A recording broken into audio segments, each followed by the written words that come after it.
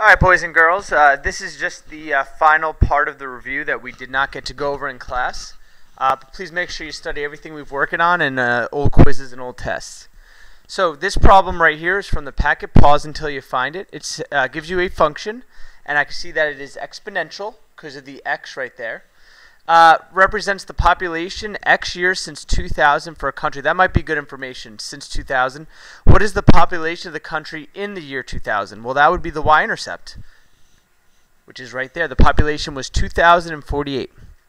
And I know that because the number in front of an exponential's growth is the y-intercept. And if I really wasn't sure, I could always plug a 0 in for x, and if I solve it, I get 2,048, which is the y-intercept. It says, at what rate is the population increasing? Now, this is a little bit tricky because underneath the growth factor is 1.25.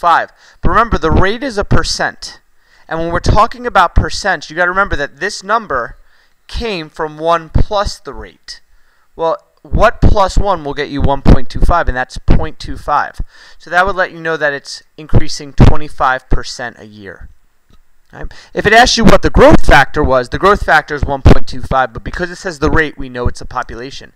And it says, in what year will the population be 6250? Now, I don't have my graphing calculator on here, but this is pretty much asking you to plug in a 6250 for y.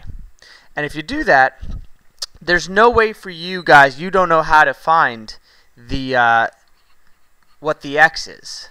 So we talked about in class, instead of plugging in this number for y, what you can do is you can graph this equation on your calculator and just look on your calculator, look on your table for when the y is 6250.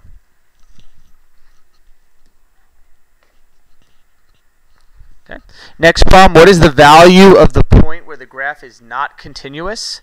That would be right here, where you have to lift up your pencil and then go up to this point. So the x value would be 2. Which tables represent absolute value functions? So absolute value functions are we're going to put in positive and negative values of x and get the same answer. So this can't be it because you're getting some negative y values.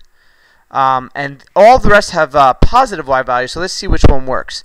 This one doesn't work because all you're doing is taking the absolute value of x. And the absolute value of 2 is 2, not 4. But you can see in this one, you're taking the absolute value of x and you're actually getting the y value. Just plugging in the x's will get you these y's. What is the range of the function? Remember, range is the y. So we're going to look down here. This function goes as low as 0 and goes as high as 40. So x is between 0 and 40, including 0 and 40, and that would be this function, right? This equation right here. Scatter plot below shows the temperature of a coffee as a function of time. A curve to best fit as shows according to the curve of best fit. So we're looking at the line. What will the temperature be if of the coffee when it will be 30 degrees? I'm sorry, when will the temperature of the coffee be 30 degrees? So I'm going to look at the 30 degrees, and I'm going to go over to the graph, and it looks like it's about 8.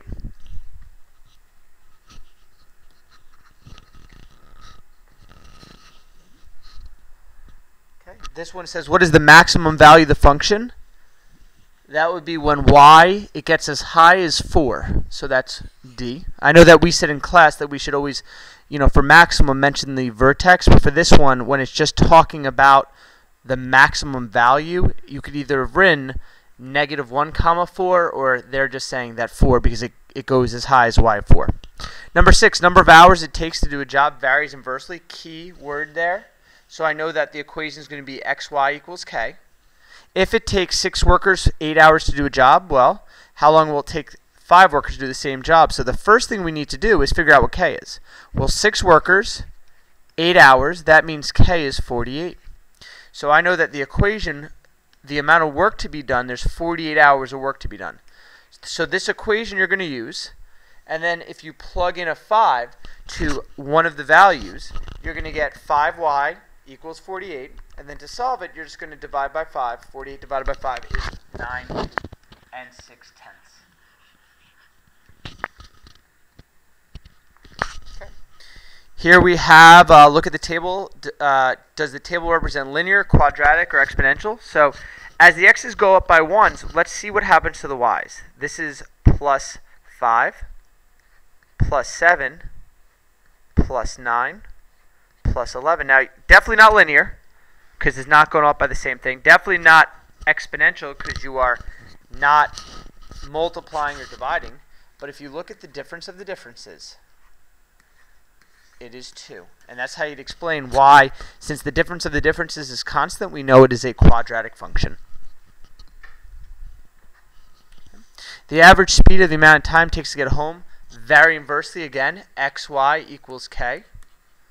What is the constant of variation? That's the k. So all we can do is multiply x times y. And for anyone that you multiply, you always get 240. If the speed is 50 miles per hour, how many hours will it take to get home? Well, you know that x times y will always equal 240. And now the speed is going to be 50. So if you do 50x equals 240 and divide by 50 on both sides, you would do 240 divided by 50. And you get 4 8/10. So it's going to take 4 8/10 hours to get home.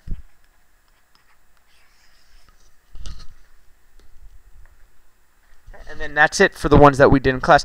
The only other thing I was asked to go over was the back of the quiz. And the first problem was just like the problem we just did. Number 1 was a quadratic, because the difference of the differences was constant. The next one was linear, because this is the problem that you guys had on your quizzes. These were the x values, and the y values were 7, 9, 11, 13. So if you notice that every time you're going plus 2, and every time for the x's is plus 1, plus 1. Well, if I use the slope formula, or the differences in the y's over the differences in the x's, you get 2 over 1. Well, that's the slope. So we know that linear equations are y equals mx plus b in that form. We already know that the slope is 2. Now, to get the y-intercept, all we're going to do is we're going to plug in any one of these points. I'm going to plug a 3 and a 7 in. And solve it, and then isolate the b by subtracting 6 on both sides. And you're left with b equals 1. Now I have my equation. Y equals the slope, which was 2x, well 2, and then x, plus the y-intercept, which was 1. And the last one, do that right here. You have an exponential function, because number 3, it's going 7, 21, then 63. You can see that's multiplying by 3 every time. So in exponential forms or functions, whatever the growth factor is goes below the x. And then the y-intercept, you can see when x is 0, y is 7, so the 7 goes before.